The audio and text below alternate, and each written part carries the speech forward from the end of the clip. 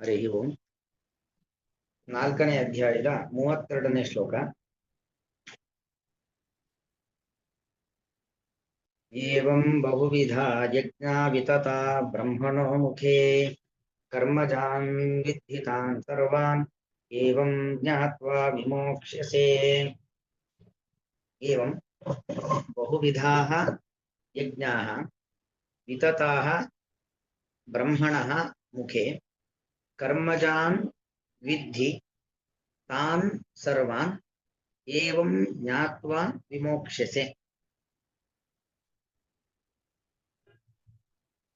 ಹೀಗೆ ಯಜ್ಞಗಳನ್ನ ಭಗವಂತ ಇಷ್ಟೊತ್ತು ನಿರೂಪಣೆ ಮಾಡದ. ಅಲ್ಲಿ ಹಿಂದೆ 25ನೇ ಶ್ಲೋಕ ನೆನಪು ಮಾಡ್ಕೊಳ್ಳಿ. ಅಲ್ಲಿಂದ ಬೇರೆ ಬೇರೆ ರೀತಿಯಾಗಿರ್ತಕ್ಕಂಥ ಯಜ್ಞಗಳು ಮೊದಲು ಶುರುವಾಗಿ ಶ್ಲೋಕ 25ರಲ್ಲಿ ಏನ್ ಶುರುವಾಯಿತು? ದೈವಮೇವಾಪರೇ ಯಜ್ಞಂ ಯೋಗಿನ ಪರ್ಯುಪಾಸತೆ ಬ್ರಹ್ಮಾಜ್ಞಾವಪರೇ ಯಜ್ಞಂ ಯಜ್ಞೇನೈವೋಪಜಿಕ್ವತಿ ಎಂಬುದಾಗಿ ಶ್ಲೋಕ ಶುರುವಾಗಿರುವಂಥದ್ದು. ಅಲ್ಲಿಂದ ಶ್ರೀ ಕೃಷ್ಣ ಪರಮಾತ್ಮ ಬಗೆ ಬಗೆಯ ಯಜ್ಞಗಳನ್ನು ನಿರೂಪಣೆ ಮಾಡಿದ. ಒಟ್ಟು ನಾವು ಲೆಕ್ಕ ಹಾಕಿದ್ರೆ ಸುಮಾರು 13 ಯಜ್ಞಗಳನ್ನು ಕೃಷ್ಣ ಈಗಾಗಲೇ ನಿರೂಪಣೆಯನ್ನು ಮಾಡಿದ್ದಾನೆ. ಅದರ ಉಪಸಂಹಾರ ಮಾಡ್ತಾ ಇದ್ದಾನೆ. ಬಹುವಿಧಾಃ ಯಜ್ಞಾಃ ಅಲ್ಲಿ ಮೊದಲು 25ನೇ ಶ್ಲೋಕದಲ್ಲಿ ಶುರುವಾಯಿತು. ದೈವಮೇವಾಪರೇ ಯಜ್ಞಂ ಅಂದ್ರೆ ದೈವ ಯಜ್ಞ. ಆಮೇಲೆ ಬ್ರಹ್ಮಾಗ್ನೌ ಅಪರೇ ಯಜ್ಞಂ ಅಂದ್ರೆ ಬ್ರಹ್ಮಾಗ್ನಿ ಯಜ್ಞ, 2ನೇ ಯಜ್ಞವನ್ನಾಗಿ ಅಲ್ಲಿ ಹೇಳಿರ್ತಕ್ಕಂಥದ್ದು. ಅದಾದ್ಮೇಲೆ 26ನೇ ಶ್ಲೋಕದಲ್ಲಿ ಶ್ರೋತ್ರಾದಿ ಇಂದ್ರಿಯಾಣ್ಯನ್ನೇ ಸಂಯಮಾಗ್ನಿಷು ಚುಕ್ಪತಿ, ಅಲ್ಲಿ ಇಂದ್ರಿಯ ಸಂಯಮ ಯಜ್ಞ ಅಂದ್ರೆ ಇಂದ್ರಿಯಗಳನ್ನ ನಿಯಂತ್ರಣ ಮಾಡತಕ್ಕಂಥ ಯಜ್ಞ 3ನೇ ಯಜ್ಞವನ್ನಾಗಿ ಹೇಳಿದ್ದು. ಶಬ್ದಾದೀನ್ ವಿಷಯಾನ್ಯನ್ನೇ ಇಂದ್ರಿಯಾಗ್ನಿಷು ಚುಕ್ಪತಿ ಅಂದ್ರೆ ಇಂದ್ರಿಯಗಳ ಮೂಲಕವಾಗಿ ವಿಷಯ ಪದಾರ್ಥಗಳನ್ನ ಅನುಭವಿಸ್ತಕ್ಕಂಥದ್ದು. ಇಂದ್ರಿಯಗಳ ಮೂಲಕವಾಗಿ ವಿಷಯ ಪದಾರ್ಥಗಳನ್ನ ಅನುಭವಿಸಿದರೂ ಕೂಡ ಯಾವುದೇ ರೀತಿಯಾದ ವಿಕಾರಗಳು ನಮ್ಮಲ್ಲಿ ಆಗಬಾರದು, ಆ ರೀತಿಯಲ್ಲಿರುವಂಥದ್ದು. ಅದು ಶಬ್ದಾದೀನ್ ವಿಷಯಾನ್ಯನ್ನೇ ಇಂದ್ರಿಯಾಗ್ನಿಷು ಚುಕ್ಪತಿ ಅಂದ್ರೆ ಇಂದ್ರಿಯಗಳ ಮೂಲಕ, ಕಣ್ಣಿನ ಮೂಲಕ ಬಣ್ಣವನ್ನ ಅನುಭವಿಸೋದು, ಕಿವಿಯ ಮೂಲಕ ಶಬ್ದವನ್ನ ಗ್ರಹಣ ಮಾಡೋದು, ನಾಲಿಗೆಯ ಮೂಲಕವಾಗಿ ರುಚಿಯನ್ನ ಗ್ರಹಣ ಮಾಡೋದು, ಅದೆಲ್ಲ ಗ್ರಹಣವಾದರೂ ಕೂಡ ನಮ್ಮ ದೇಹದಲ್ಲಿ, ನಮ್ಮ ಇಂದ್ರಿಯಗಳಲ್ಲಿ, ನಮ್ಮ ಮಾತಿನಲ್ಲಿ, ನಮ್ಮ ಮನಸ್ಸಿನಲ್ಲಿ ಯಾವುದೇ ರೀತಿಯಾದ ವಿಚಲತೆ ಅಥವಾ ವಿಕಾರತೆಗಳು ಆಗದೇ ಇರುವಂತೆ ನೋಡಿಕೊಳ್ಳುವುದು. ಅದು 4ನೇ ರೀತಿಯಾಗಿರ್ತಕ್ಕಂಥ ಯಜ್ಞ. ಇನ್ನು ಸರ್ವಾಣೀಂದ್ರಿಯ ಕರ್ಮಾಣಿ ಪ್ರಾಣಕರ್ಮಾಣಿ ಚಾಪರೆ ಆತ್ಮ ಸಂಯಮ ಯೋಗಾಗ್ನೋ, ಆತ್ಮ ಸಂಯಮ ಎಂತಕ್ಕಂಥ ಒಂದು ಯಜ್ಞ, ಆತ್ಮ ಸಂಯಮ ಎಂಬ ಯಜ್ಞ ಅಂದ್ರೆ ಮನಸ್ಸನ್ನ ನಿಯಂತ್ರಣ ಮಾಡಿಕೊಳ್ಳುವಂತ ಒಂದು ಯಜ್ಞ. ಅದಷ್ಟನ್ನ ಆ 3 ಶ್ಲೋಕಗಳಲ್ಲಿ ಹೇಳಿ, ಅದಾದ್ಮೇಲೆ ನಮಗೆ 28ನೇ ಶ್ಲೋಕದಿಂದ ಬಂದಿರುವಂಥದ್ದು ದ್ರವ್ಯ ಯಜ್ಞ, ತಪೋಯಜ್ಞ, ಯೋಗ ಯಜ್ಞ, ಸ್ವಾಧ್ಯಾಯ ಯಜ್ಞ, ಜ್ಞಾನ ಯಜ್ಞ. ಅದು ಒಟ್ಟಿಗೆ ಸೇರಿಸಿ ಸ್ವಾಧ್ಯಾಯ ಜ್ಞಾನ ಯಜ್ಞ ಒಂದೇ ಶಬ್ದ ಕೃಷ್ಣ ತೆಗೆದುಕೊಳ್ತಾನೆ. ಯಾಕೆ ಸ್ವಾಧ್ಯಾಯ ಯಜ್ಞ ಬೇರೆ ಅಲ್ಲ, ಜ್ಞಾನ ಯಜ್ಞ ಬೇರೆ ಅಲ್ಲ, ಎರಡು ಒಂದಕ್ಕೊಂದು ಪೂರಕ. ಹಾಗಾಗಿ ಸ್ವಾಧ್ಯಾಯ ಜ್ಞಾನ ಯಜ್ಞ 9ನೇ ಯಜ್ಞ. ಅದಾದ್ಮೇಲೆ ಅಪರೇ ನಿಯತಾಹಾರಾಹ ಪ್ರಾಣಾಯಾಮ ಪರಾಯಣಾಹ ಎಂಬುದಾಗಿ ಶುರು ಮಾಡಿ ಪ್ರಾಣಾಯಾಮ ಯಜ್ಞವನ್ನು ಹೇಳಿದ. ಅದಾದ್ಮೇಲೆ ಅಪರೇ ನಿಯತಾಹಾರಾಹ ಅಪಾನೇ ಜುಕ್ಪತಿ ಪ್ರಾಣಂ ಪ್ರಾಣೇಪಾನಂ ತಥಾ ಪರೇ ಅಂತ 29ನೇ ಶ್ಲೋಕದಲ್ಲಿ ಪ್ರಾಣಾಯಾಮ ಯಜ್ಞ. ಪ್ರಾಣಾಯಾಮ ಯಜ್ಞ ಆದ್ಮೇಲೆ ನಿಯತ ಆಹಾರ ಯಜ್ಞ, ಅಪರೇ ನಿಯತಾಹಾರಾಹ ನಿಯತ ಆಹಾರ ಯಜ್ಞ. ಆಮೇಲೆ ಪ್ರಾಣಾನ್ ಪ್ರಾಣೇಶು ಚುಕ್ಪತಿ ಪ್ರಾಣ ಹೋಮ ಅಥವಾ ಪ್ರಾಣಾಭಿಮಾನಿ ಹೋಮ, ಪ್ರಾಣಕ್ಕೆ ಅಭಿಮಾನಿಯಾಗಿರ್ತಕ್ಕಂಥ ದೇವತೆಗಳನ್ನ. ಯಾಕಂದ್ರೆ ಹಳೆ ಪಾಠ ನೆನಪು ಮಾಡ್ಕೊಳ್ಳಿ, ಅಲ್ಲಿ ಹೇಳಬೇಕಾದ್ರೆ ಅಪಾನೇ ಜುಕ್ವತಿ ಪ್ರಾಣಂ ಪ್ರಾಣೇಪಾನಂ ತಥಾ ಪರೆ, ಅದೇನಾಗತ್ತೆ, ಇಂದ್ರಿಯಾಭಿಮಾನಿ ದೇವತೆಗಳನ್ನ, ಕೆಳಗಿನ ಕಕ್ಷೆಯಲ್ಲಿ ಬರುವಂತ ದೇವತೆಗಳನ್ನ ಮೇಲಿನ ಕಕ್ಷೆಯಲ್ಲಿ ಬರುವಂತ ದೇವತೆಗಳಲ್ಲಿ ಲಯ ಹೊಂದುತ್ತಿದ್ದಾರೆ ಎಂಬುದಾಗಿ ಆ ತತ್ವಾಭಿಮಾನಿ ದೇವತೆಗಳ ಲಯ ಚಿಂತನೆ ಎಂಬುವಂತ ಯಜ್ಞವನ್ನ, ಅದು ಪ್ರಾಣ ಹೋಮ ಮತ್ತು ಪ್ರಾಣಾಭಿಮಾನಿ ದೇವತೆಗಳ ಹೋಮ ಯಜ್ಞ ಎಂಬುದಾಗಿ ಹೀಗೆ ಸುಮಾರು ಒಂದು 13 ಯಜ್ಞಗಳನ್ನ ಭಗವಂತ ನಮಗೆ ನಿರೂಪಣೆಯನ್ನ ಮಾಡಿರ್ತಕ್ಕಂಥದ್ದು. ಸ್ವಾರಸ್ಯ ಅಂದ್ರೆ ನೋಡಿ, ಇಷ್ಟು ಯಜ್ಞಗಳ ಮಧ್ಯದಲ್ಲಿ ನಾವು ನಿತ್ಯ ಮಾಡುವಂತ ಪೂಜೆ, ಪಾರಾಯಣ ಅದೆಲ್ಲವೂ ಕೂಡ ಎಲ್ಲಿ ಬಂತು ಅಂತ ಗೊತ್ತಾಗೋದೇ ಇಲ್ಲ ಅಲ್ವಾ? ಅದೆಲ್ಲವೂ ನಿತ್ಯ ನಡೆಯುವಂಥದ್ದು. ಅದು ನಮ್ಗೆ ಯಜ್ಞ ಅಂತ ಗೊತ್ತಿರುವಂಥದ್ದು. ಯಾಕೆ ಯಜ್ಞ ಅಂದ್ರೆ ಯಜ ದೇವ ಪೂಜಾಯ, ನಾವು ಮಾಡುವಂತ ದೇವತಾರಾಧನೆ, ಅದು ಅಗ್ನಿಯಲ್ಲಿ ಕೊಡುವಂತ ಆಹತಿ, ಸಾಲಿಗ್ರಾಮಕ್ಕೆ ಮಾಡುವಂತ ಪೂಜೆ, ಸ್ವಸ್ತಿಲಿಗೆ ರಂಗೋಲಿ ಹಾಕಿ ಮಾಡುವಂತ ಪೂಜೆ, ತುಳಸಿಗೆ ನೀರನ್ನ ಹಾಕಿ ಮಾಡತಕ್ಕಂಥ ಪೂಜೆ, ಮನೆಯನ್ನು ಶುದ್ಧವಾಗಿ ಇಟ್ಟುಕೊಳ್ಳುವಂಥದ್ದು ಅದೊಂದು ಪೂಜೆ. ಇದೆಲ್ಲವೂ ಕೂಡ ನಿತ್ಯ ಮಾಡುವಂಥದ್ದು. ಅದು ಕೂಡ ಒಂದು ಯಜ್ಞ. ಅದು ನಮಗೆ ಪರಿಚಿತವಾದದ್ದು. ಯಾವುದು ಪರಿಚಿತವೋ ಅದನ್ನ ಮತ್ತೆ ಪರಿಚಯ ಮಾಡತಕ್ಕಂತ ಅಗತ್ಯವಿಲ್ಲ. ಹಾಗೆ ನಮಗೆ ಯಾವುದು ಯಜ್ಞ ಅಂತ ಪರಿಚಯವಿಲ್ಲವೋ ಅದನ್ನ ಇಲ್ಲಿ ಕೃಷ್ಣ ಪರಮಾತ್ಮ ಈ ಒಂದು 4-5 ಶ್ಲೋಕಗಳ ಮೂಲಕವಾಗಿ, ಸುಮಾರು 7 ಶ್ಲೋಕಗಳ ಮೂಲಕವಾಗಿ ಯಜ್ಞಗಳ ಬಗ್ಗೆ ನಮಗೆ ಪರಿಚಯವನ್ನು ಮಾಡಿಕೊಟ್ಟ. ಅದಾದ ನಂತರದಲ್ಲಿ ಉಪಸಂಹಾರ ಮಾಡುವಂಥದ್ದು ಈ ಶ್ಲೋಕ. ಏವಂ ಬಹುವಿಧಾ ಯಜ್ಞಾ, ಅನೇಕ ರೀತಿಯಾಗಿರ್ತಕ್ಕಂಥ ಯಜ್ಞಗಳು, ಒಟ್ಟು ಒಳ್ಳೆ ಕೆಲಸಗಳು.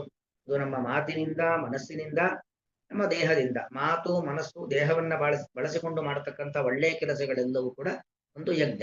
ಯಜ್ಞ ಅಂದ್ರೆ ದೇವತಾರಾಧನೆ, ದೇವರ ಪೂಜೆ. ದೇವರು ಅಂದ್ರೆ ಭಗವಂತ, ಭಗವಂತನ ಪೂಜೆಯೇ ಒಂದು ಯಜ್ಞ.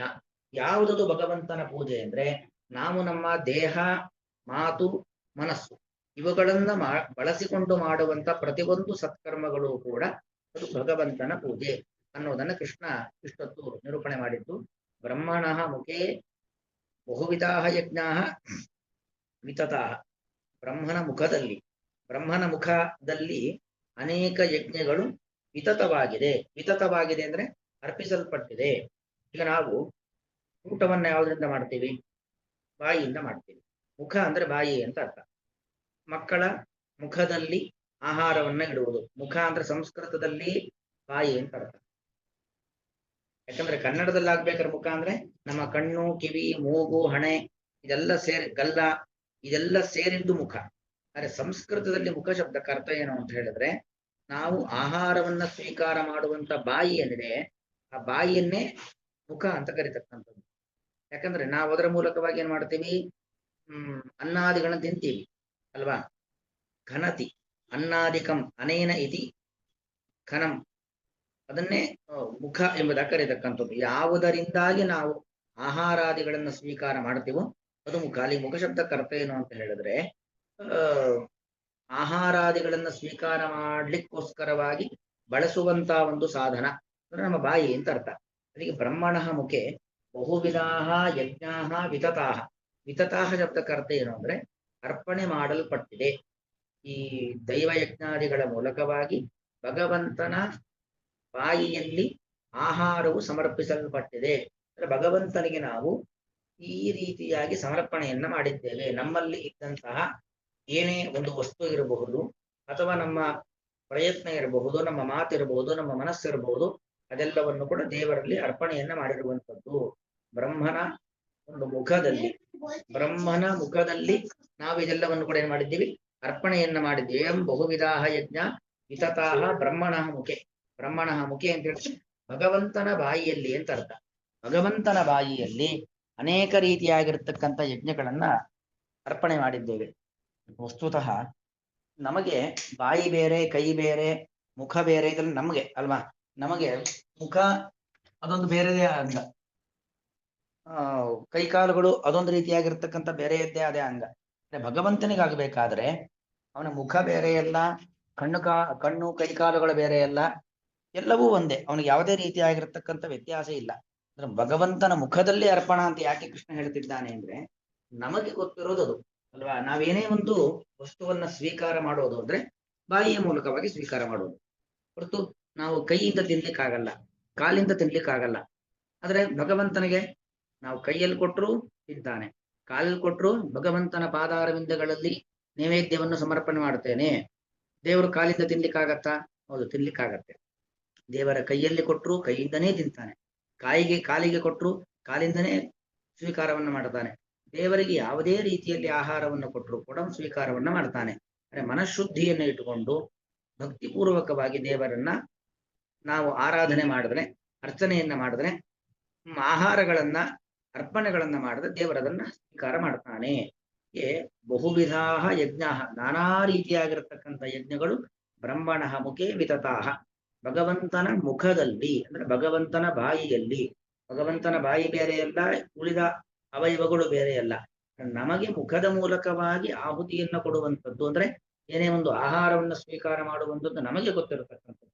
ಅದಕ್ಕೋಸ್ಕರ ಕೃಷ್ಣ ಇಲ್ಲಿ ಹೇಳ್ತಾ ಇದ್ದಾನೆ, ಭಗವಂತನಿಗೆ ಈ ರೀತಿಯಾಗೆಲ್ಲ ಅರ್ಪಣೆಯನ್ನ ಮಾಡಿದ್ದೀರಾ ಮಾಡುವಂತ ಕ್ರಮ. ತಾನ್ ಸರ್ವಾನ್ ಕರ್ಮಜಾನ್ ವಿಧಿ. ಈ ಎಲ್ಲ ಕರ್ಮಗಳಿದ್ದಾವೆ, ಈ ಎಲ್ಲ ಯಜ್ಞಗಳಿದ್ದಾವಲ್ಲ, ಒಂದು 13-14 ಯಜ್ಞಗಳು ಬಂತು. ತಾನ್ ಸರ್ವಾನ್, ದೈವ ಯಜ್ಞ ಎಲ್ಲ ಯಜ್ಞಗಳು ಕೂಡ ಕರ್ಮದಿಂದ ಹುಟ್ಟುವಂಥದ್ದು. ಯಜ್ಞ ಆಗಬೇಕು ಅಂತಾದ್ರೆ ಯಜ್ಞ ಆಗಬೇಕಾದ್ರೆ ಏನ್ ಮಾಡ್ಬೇಕು? ಕರ್ಮ ಬೇಕು, ಕ್ರಿಯಾ ಬೇಕು, ಆಕ್ಷನ್ ಬೇಕು. ಯಾವುದೇ ಒಂದು ಕ್ರಿಯೆ ಇಲ್ಲದೆ, ಆಕ್ಷನ್ ಇಲ್ಲದೆ, ಕರ್ಮವಿಲ್ಲದೇನೆ ಯಾವ ಯಜ್ಞಗಳು ಕೂಡ ನಡೆಯೋದಿಲ್ಲ. ಯಾಕಂದ್ರೆ ಅರ್ಜುನ ಈಗ ಏನ್ ಮಾಡಿದ್ದಾನೆ? ನಯೋತ್ಸ್ಯ ಇತಿ ಗೋವಿಂದಂ ಉಕ್ತ್ವಾ ತೂಷ್ಣೀಂ ಬಭೂವಃ. ನಾನು ಯುದ್ಧ ಮಾಡೋದಿಲ್ಲ ಅಂತ ಸುಮ್ಮನೆ ಕೂತ್ಬಿಟ್ಟಿದ್ದಾನೆ. ಮಾತಿಲ್ಲ, ಕಥೆ ಇಲ್ಲ, ಏನೂ ಇಲ್ಲ, ಸುಮ್ಮನೆ ಕೂತ್ಬಿಟ್ಟಿದ್ದಾನೆ.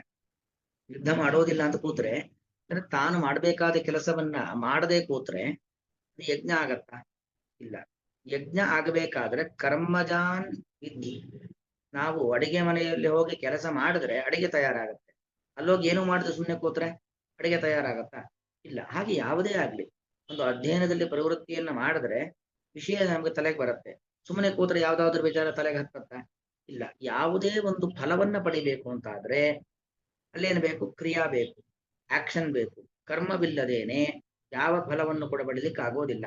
ನೀನು ಈ ರೀತಿಯಾಗಿರ್ತಕ್ಕಂಥ ಬಗೆ ಬಗೆಯ ಯಜ್ಞಗಳ ಮೂಲಕವಾಗಿ ದೇವರನ್ನ ಪೂಜಿಸ್ಬೇಕು.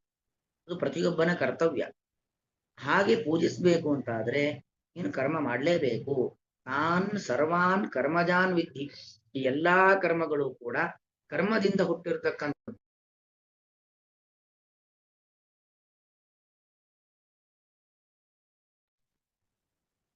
ಅವೆಲ್ಲವೂ ಕೂಡ ಕರ್ಮದಿಂದ ಹುಟ್ಟಿರ್ತಕ್ಕಂಥದ್ದು.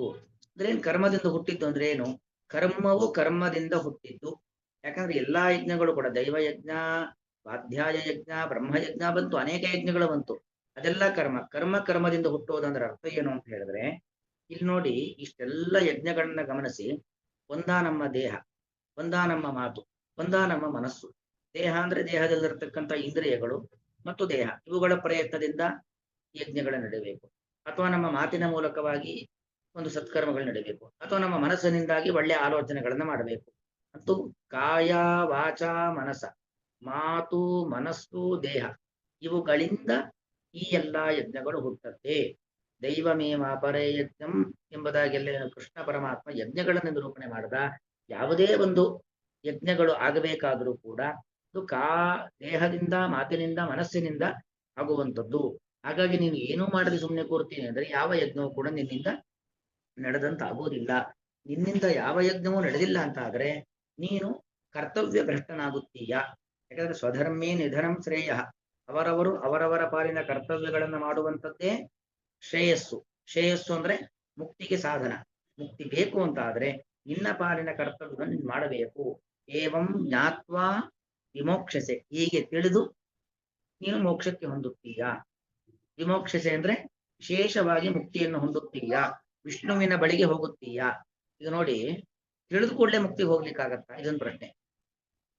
ಯಾವುದು ಕೆಲಸ ಇಲ್ಲದೇನೆ ಸುಮ್ಮನೆ ಕೂತ್ ಕೂಡ್ಲೆ ನಮಗೆ ಯಾವುದೇ ಫಲ ಬರತ್ತಾ? ನಮ್ಗೆಲ್ಲವೂ ಗೊತ್ತು. ಈಗ ಅಡಿಗೆ ಹೇಗ್ ಮಾಡ್ಬೇಕು ಅಂತ ಪ್ರತಿಯೊಂದು ಗೊತ್ತು.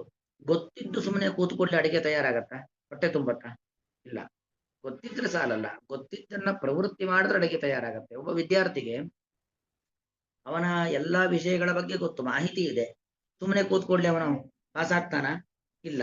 ಅವನೇನಾಗ್ಬೇಕು? ಪಾಸ್ ಆಗ್ಬೇಕು ಅಂತ ಆದ್ರೆ ಬೇಕಾಗಿರ್ತಕ್ಕಂಥ ಪ್ರಯತ್ನಗಳನ್ನ ಮಾಡ್ಲೇಬೇಕಾಗತ್ತೆ ಅಲ್ವಾ? ಸುಮ್ಮನೆ ಕೂತ್ಕೊಳ್ಳಿ ಯಾವುದು ಕೂಡ ಆಗೋದಿಲ್ಲ. ಹಾಗಾಗಿ ಅದನ್ನ ತಿಳಿಬೇಕು. ತಿಳಿದು ಕಾರ್ಯದಲ್ಲಿ ಪ್ರವೃತ್ತರಾಗಬೇಕು. ಆಯಾ ಕೆಲಸಗಳನ್ನ ಮಾಡಬೇಕು. ಆಗ ಮಾತ್ರ ವಿಮೋಕ್ಷಸೆ, ವಿಶೇಷವಾಗಿ ನೀನು ಮುಕ್ತಿಯನ್ನು ಹೊಂದುತ್ತೀಯಾ. ಏವಂ, ಈ ರೀತಿಯಲ್ಲಿ ಬಹುವಿಧ ಬಗೆ ಬಗೆಯ ಯಜ್ಞಾಹ, ಯಜ್ಞಗಳು ಬ್ರಹ್ಮಣಃ. ಬ್ರಹ್ಮ ಅಂದ್ರೆ ಗುಣಪರಿಪೂರ್ಣನಾದ ಭಗವಂತ ಅಂತ ಅರ್ಥ. ಬ್ರಹ್ಮ ಶಬ್ದಕ್ಕರ್ಥ ಅದು ಗುಣಪರಿಪೂರ್ಣನಾದ ಭಗವಂತ. ಭಗವಂತನ ಮುಖೇ, ಬಾಯಿಯಲ್ಲಿ ವಿತತಾಹ. ವಿತತಾಹ ಅಂದ್ರೆ ಅರ್ಪಿಸಲ್ಪಟ್ಟಿವೆ. ತಾನ್ ಸರ್ವಾನ್, ಆ ಎಲ್ಲಾ ಯಜ್ಞಗಳನ್ನು ಕರ್ಮಜಾನ್, ಕಾಯಿಕ, ವಾಚಿಕ, ಮಾನಸಿಕವಾದ ಕರ್ಮಗಳಿಂದ ಹುಟ್ಟಿದವು ಎಂಬುದಾಗಿ ವಿಧಿ, ತಿಳಿದುಕೋ. ಏವಂ, ಈ ರೀತಿಯಾಗಿ ಜ್ಞಾತ್ವ, ತಿಳಿದು. ತಿಳಿದು ಅಂದ್ರೆ ತಿಳಿಬೇಕು, ತಿಳಿದು ಕರ್ಮವನ್ನ ಆಚರಿಸಬೇಕು. ತಿಳಿದು ಕರ್ಮವನ್ನು ಆಚರಿಸುವ ಮೂಲಕವಾಗಿ ವಿಮೋಕ್ಷಸೆ, ವಿಶೇಷವಾಗಿ ಮುಕ್ತಿಯನ್ನು ಹೊಂದುತ್ತೀಯ. ಏವಂ ಬಹುವಿಧ ಯಜ್ಞಾಃ ವಿತತಾ ಬ್ರಹ್ಮಣೋ ಮುಖೇ ಕರ್ಮಜಾನ್ ವಿದ್ಧಿತಾನ್ ಸರ್ವಾನ್ ಏವಂ ಜ್ಞಾತ್ವಾ ವಿಮೋಕ್ಷಸೆ. ಶ್ರೀಕೃಷ್ಣಾರ್ಪಣಮಸ್ತು.